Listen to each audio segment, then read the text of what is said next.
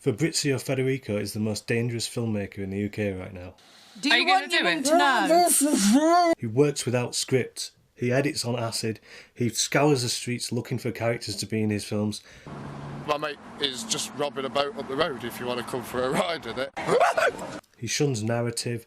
He shuns conventions. He despises the film industry, and for good reason. Yet having said all that, Loon is probably his most accessible film. Charlie Sheen is a mentally disturbed 16-year-old obsessed with the drummer Keith Moon. He suffers from several mental disturbances that are never fully explained to us because this is a film that respects us. It respects us to observe that and make up our own minds about him.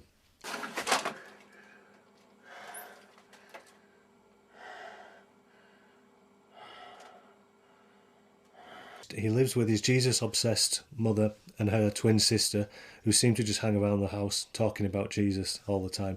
And he's in a very strange, semi-incestuous relationship with his cousin. Oh, give me a drag.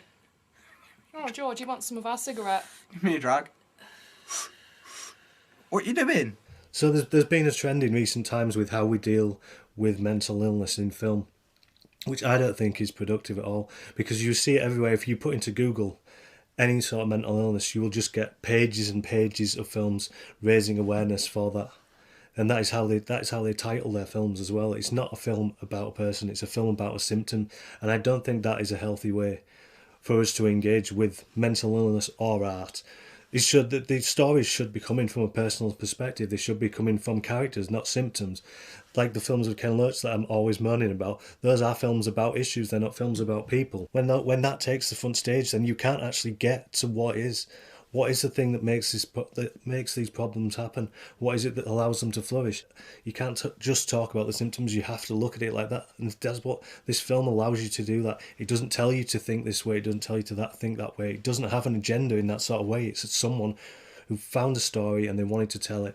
And again, like I've mentioned before, the thing was with it, I don't know how much of this is true, because often it definitely comes across like a documentary. So I know from talking to this director that he does walk around Derby just looking for interesting people and asking them about their lives and showing an interest in their lives, so he can take those stories and tell them somewhere else. And that is the big difference between what he's done here and what is being done with mental health, is that his stories are coming from people, and his stories are allowing you, well, by doing that, by sort of giving us this fly on the wall view, we see every aspect of that, and we judge every aspect of that rightly or wrongly.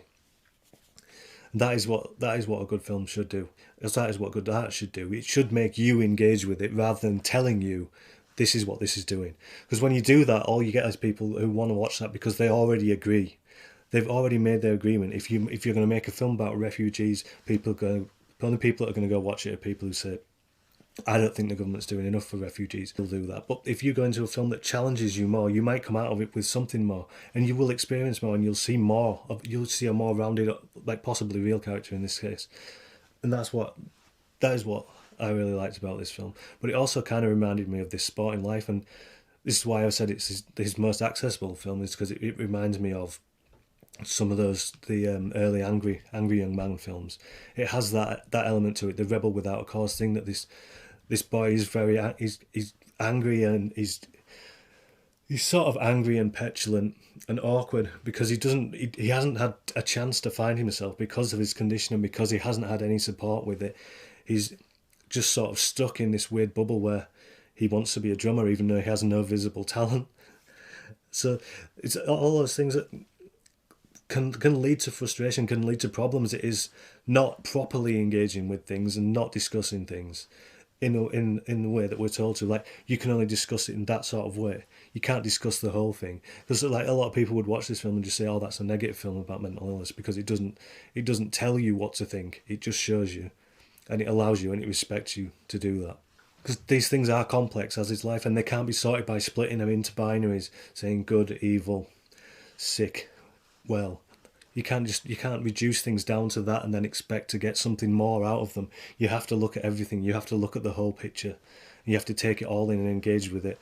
And then only then will you even start to think about it properly. Never mind, you don't come out of there with answers, because it's not that simple. But if you watch a film like this that dares to go places that other people won't go, you are going to come out of it with something that you wouldn't have otherwise. Something that the mainstream won't give you, because they have to sandwich everything and make it simple and make it bite-sized and have you come out feeling like you've done something when you haven't really. You press play on a DVD. So that's my views on Loon and the topics explored in it. As usual, the link will be down there, and don't forget to like, subscribe and share, and we'll be back next week with another review on Realism. Thank you.